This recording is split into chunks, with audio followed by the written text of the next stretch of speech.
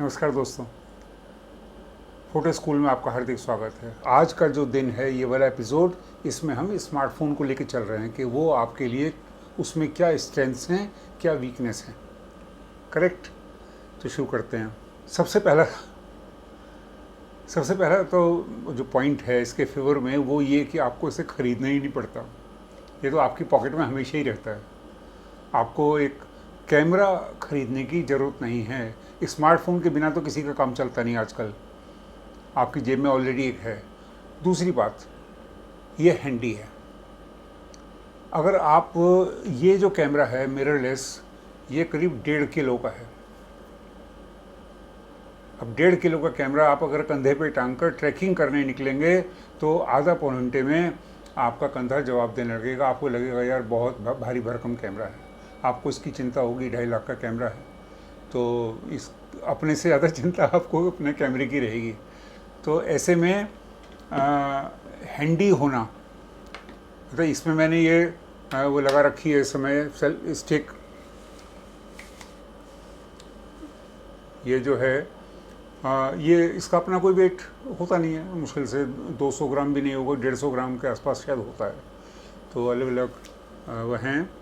तो ये अगर आप दिन भर फोटोग्राफी करने वाले हैं, दिन भर इसको अपनी जेब में लिए घूम रहे हैं, तो ये आपको कुछ नहीं कहता, जेब में पड़ा रहता है।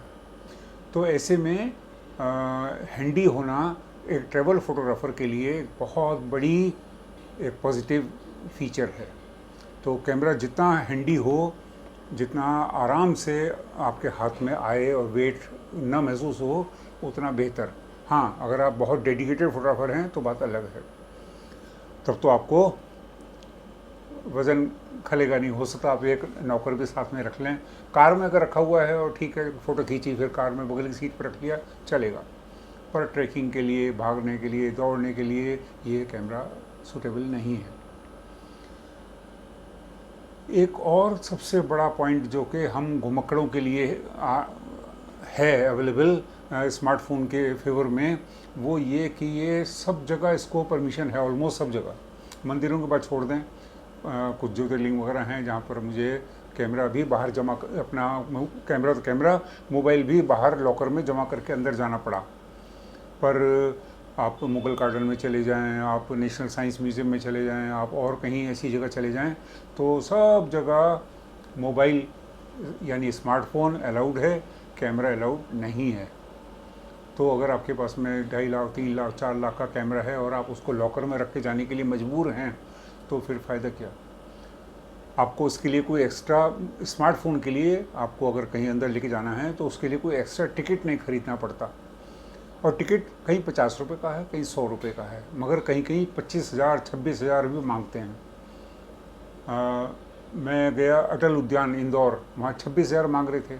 ओरछा में वहाँ पर एक पार्क था, उस पार्क में भी बाहर बोर्ड पर शायद 22 या 25,000 का लिखा हुआ था। आप गार्डन ऑफ 5 सेंसेस दिल्ली में जाएं, वहाँ पर भी वही 26,000 रुपया आपसे DSLR या कोई भी आपका कैमरा है उससे, उसके लिए एक्सपेक्ट करने लगे हैं। इसमें फ्रंट और बैक कैमरा के बीच में बड़े आराम से, बड़ी तेज़ी से स्विचिंग हो जाती है। इसमें एक कैमरा आगे दिया हुआ है, एक कैमरा पीछे दिया हुआ है, और आप शूटिंग कर रहे हैं, वीडियो शूटिंग, आपको बीच में अपनी बात कहनी है, तो आप एक हल्का सा बटन को छू देते हैं तो कैमरा, आप ये वाला आगे वाला कैमरा एक्टिवेट हो जाता है।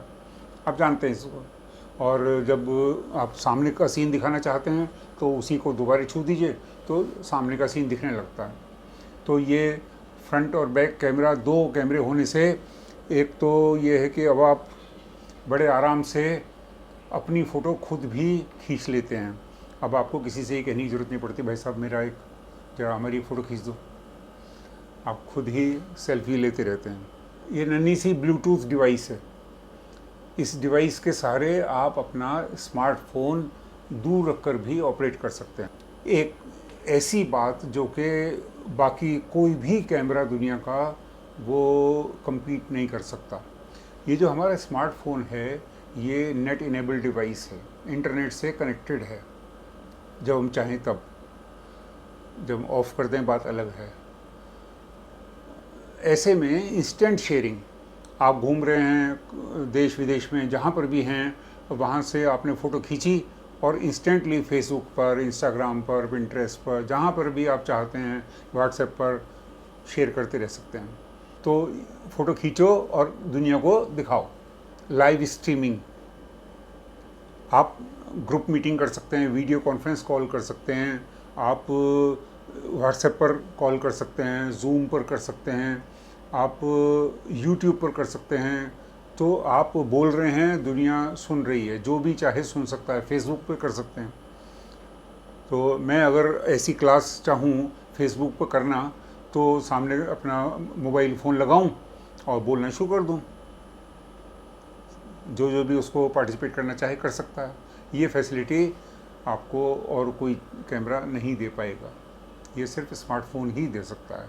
तो ये हम स्ट्रेंथ्स की बात कर रहे हैं कि क्या क्या स्ट्रेंथ आपको स्मार्टफोन में हैं फॉर ए ट्रैवल फोटोग्राफर। एक और अजीब सी बात, अजीब सी क्या मतलब, गज़ब, वीडियो एडिटिंग पॉसिबल है। अब अगर आप घूमने जा रहे हैं तो रात को होटल में बैठ के आप अपनी वीडियो वहीं की वहीं एडिट करके और अपलोड कर सकते हैं, उसको पब्लिश कर सकते हैं व्हाट्सएप पर, आप जहाँ पर भी चाहें, फेसबुक पर, यूट्यूब पर या और किसी प्लेटफॉर्म पर, जहाँ भी आप चाहें कर सकते हैं। तो वीडियो एडिटिंग के लिए आपको इसके अंदर माइक जोड़ सकते हैं, माइक जोड़ के आप वॉइस ओवर डाल सकते हैं, उसमें म्यूज़िक भी ऐड कर सकते हैं। म्यूज़िक और ये सब चीज़ें आपके फ़ोन में ऑलरेडी पड़ी हुई होंगी, जहाँ से आपने उधर लिया और हो गया काम, सीधा एडिट किया, रेंडर किया और अपलोड कर दिया। तो ये दूसरा कोई कैमरा तो नहीं कर सकता। एक और बात जो मैंने महसूस की वो ये कि जो स्मार्टफोन आजकल के जो हैं वो बहुत स्मूथ वीडियो बना देते हैं compare to digital camera. Memory बहुत अच्छी मेमोरी है, इसमें 256 GB तक के आजकल फ़ोन आने लगे हैं और एक्स्ट्रा कार्ड भी आप डाल सकते हैं। तो आप ऑल इंडिया टूर कराइए, खूब सारी फ़ोटो खींच के ले आइए, 1000, 2000, 5000, कोई आपका कैमरा की मेमोरी को पता भी नहीं चलेगा। अब कुछ कमियों की बात भी कर लेते हैं। ऐसा नहीं है कि सिर्फ फ़ायदे ही फ़ायदे हैं, कुछ नुकसान भी हैं, कुछ वीकनेसेस हैं इसमें। जो मुझे जो लगती है, मैं चश्मा यूज़ करता हूँ और डे लाइट में, धूप में मुझे स्क्रीन को देखने में दिक्कत आती है। मुझे व्यू फाइंडर पसंद है, तो चाहे मेरा ये ब्रिज कैमरा हो, इसमें ये व्यू फाइंडर है दिया हुआ, चाहे मिररलेस है, इसमें ये व्यू फाइंडर है, व्यू फाइंडर भी है और LCD स्क्रीन भी है। तो मैं LCD स्क्रीन के बजाय हमेशा व्यू फाइंडर से ही फ़ोटोग्राफी करना पसंद करता हूँ। नंबर 2, अगर आप पोर्ट्रेचर में इंटरेस्ट लेते हैं, बहुत ज़्यादा पोर्ट्रेट फोटोग्राफी में बहुत ज़्यादा इंटरेस्ट है आपका, या वाइल्ड लाइफ में इंटरेस्ट है, तो फिर मोबाइल से काम नहीं चलेगा। आपका स्मार्टफोन उस फील्ड के लिए नहीं है ख़ास तौर से। हाँ, ग्रुप फ़ोटो, सेल्फीज़, लैंडस्केप्स, उन सब के लिए आइडियल है। और डे लाइट में तो गज़ब, अगर आप उसको छोटे स्क्रीन पर देख रहे हैं तो ये आसानी से फ़र्क करना मुश्किल हो जाता है कि ये कौन से कैमरे से लिए, स्मार्टफोन से या किसी बड़े कैमरे से। फ्लैश, इसकी जो फ्लैश है वो उसकी बहुत लिमिटेड यूजेज है। वो मेरी निगाह में तो वो एक टॉर्च ही है, टॉर्च से ज़्यादा उसकी कोई अहमियत है नहीं। एक और चीज़, ये जो आगे लेंस हुड है,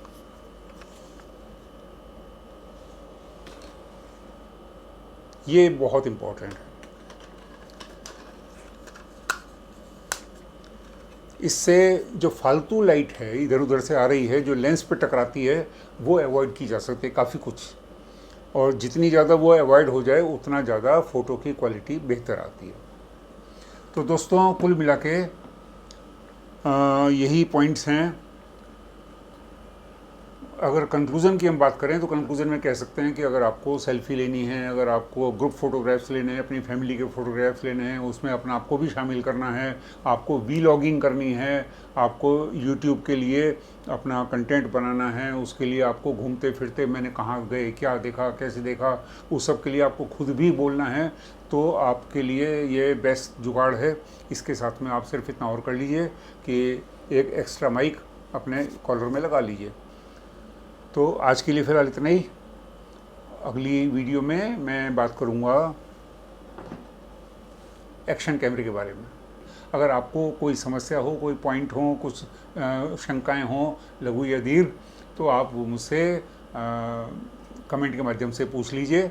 अगर आपको ये वीडियो अच्छी लगी, आप चाहते हैं कि ऐसी वीडियो और आती रहें, तो प्लीज़ आप लाइक कर लीजिए, सब्सक्राइब कर लीजिए, शेयर कर लीजिए। जहाँ भी मर्जी चाहे आप शेयर करते रहिए इसको। और बहुत जल्दी फिर मिलेंगे, तब तक के लिए नमस्कार।